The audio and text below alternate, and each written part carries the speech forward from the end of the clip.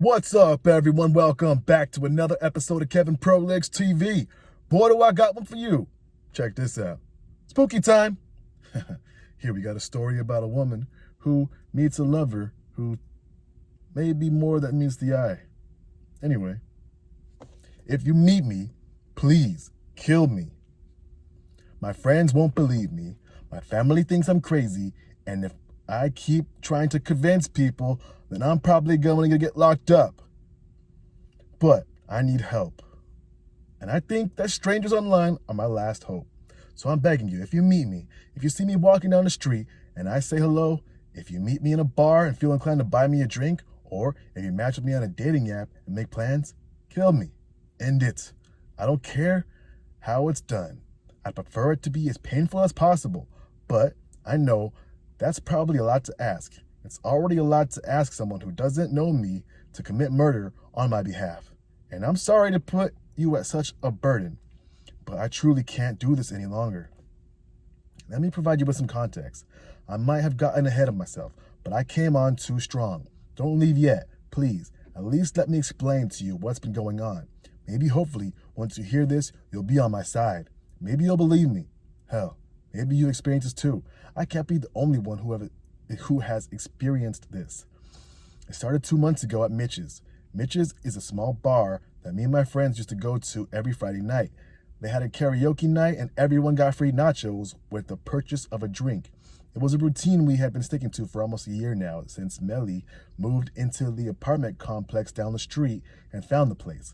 Anyway, it was a Friday night, probably around 10 p.m. because I remember that Jonas had just arrived and he got off his shift at the hospital around 9 on those days. Melly and I had just performed a tipsy version of Fleetwood Mac's Rhiannon, and we were giggling and stumbling back to our booth, and he intercepted our path. His name was Tony, short for Antonio. He said he was new to the city and had just moved here from Idaho or Iowa. I don't really remember. He wanted to talk to me and said I had a nice voice. He enjoyed my performance, and he would like to get to know me a bit better. I agreed because he was my type.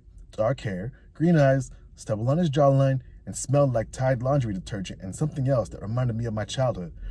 Friend Isidra's house. It felt familiar to me, so I followed him to the nearby booth next to my friends, and we talked for the entire night. Our first date was dinner and a movie, a classic first date. We watched Hard Eyes, which he loved, but I said wasn't my style. We went to this expensive French restaurant after, a small place that was almost an hour away, and we had wine and ate dinner while a woman sat in the corner of the room singing a French song. It was romantic, and he was romantic. It was a great date. The first bad sign didn't feel like a bad sign when it happened, you know. What they say about hindsight, it started with him going full on by his name instead of Tony. He said he had always gone by Tony, but he preferred it. But he thought Antonio was a mouthful, and Tony made him feel fun and easygoing, while Antonio made him sound like the opposite. And then that day, he changed his mind. "You've never gone by Ella or Stella?" He asked me one day as we were walking through a small street fair. No, just Stella." "Really? You never gone by a nickname? Not even as a child?" I shook my head no again. I remember this conversation vividly now. I had forgotten about it soon after it happened because it seemed irrelevant at the time. As soon as I realized what was going on, it popped back into my mind like something had dug into my subconscious and pulled it out, projecting it on the big screen right in front of my face. After that, he said he wanted to be Antonio. He wanted to be completely Antonio. After that step was done, the rest came quicker and quicker, like an avalanche, headed downhill until it spiraled out of control. He changed his hair, dyed it a lighter brown, like mine. His eyes, which I swear to all the gods were green when I met him, were now dark brown, like mine. He got slimmer, losing his broad shoulders almost overnight. His face got rounder, softer, less angular. He shrank 3 inches. Then he took my jokes, stole my bits, and started saying things that only I would say. Even my friends would comment on it, albeit in an innocent way. "Oh my God, that's such a stellar thing to say." "Aw, that's so cute. You guys are becoming like the same person." I love it when couples start to adapt each other's mannerisms. Except we weren't doing that. He was stealing all of my jokes. He was taking all of my catchphrases. He would use my references that he didn't even know previously. He stole my style, swapping out his Vans and jeans and button-up shirts for thrifted boots and band tees. He got glasses, even though he didn't even need them. And he went vegetarian. The worst part about all this, the part that pissed me off the most, was the fact that everyone acted like I was insane. They acted like he had always been this way. He never went by Tony, Stella. What are you talking about? His eyes were never green. I think you're misremembering. Maybe it was the lighting in the bar that night. He's always been the exact same height as you. It's impossible for someone to just shrink. It was all such bullshit. It's making me mad all over again trying to think about it. Nobody believed me. I tried showing them photos where you could clearly see the difference. It was like they were not noticing or they willfully didn't want to notice, and only I could see what was really there. I need to calm down. I'm not finished telling you my story, and I won't. And I worry you will be getting bored, but you have to believe me. So, would you believe me when I tell you, about 2 weeks ago, he became me? I mean, he literally became me. He morphed into a clone of me. He goes by my name. He wears my face. He hangs out with my friends. I almost had a heart attack when I saw it the first time. It was like I was looking in a mirror, a fucked up mirror who had taken over my life. My friends acted like nothing was wrong, like he was always looking like that.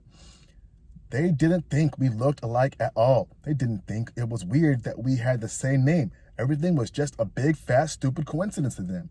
It's so infuriating, it almost makes me laugh. So that's where we are now. He or I don't know it. It can't be human, can it? Whatever it is has become me, and it's ruining my life. He picks up my medication, takes my esthetician appointments, takes my Pilates classes, hangs out with my family and everything. I need you to kill him. It? Me? Something needs to die. Please. My name is Stella Kobe. I'm 5'5", short brown hair, curly collarbone length, brown eyes, big glasses with thick red flames. I've got a tattoo of a skull on the side of my right wrist and a 4-inch long scar that runs down the back of my right arm, down to my elbow. It's from when I fell off of a horse as a child. I'm 156 pounds, and I'm a big fan of rock music, especially Blondie. I love action movies, and I'm allergic to cinnamon. You might meet me in public, in the produce section of your local supermarket, maybe on Bumble or Hinge or Grindr. I'm in the thrift stores. Maybe watch out for me there. You'll know it's me. You'll know it's not the real me because I haven't left my apartment in over a week and I have no plan on doing so. I want that thing gone. I want it gone from this world before it could step out and hurt someone else. I don't know how it picks its victims. I'm not quite charming, but just be careful. You can try to avoid it if you want, but your best bet is to just kill it and put it into this thing. So please, if you meet me as me, please kill it. Whew. What the hell did I just read? That's kind of a good one. Anyway, if you want to hear more stories like this, make sure you like, comment, subscribe, and share, and I'll catch you on the next one. Peace.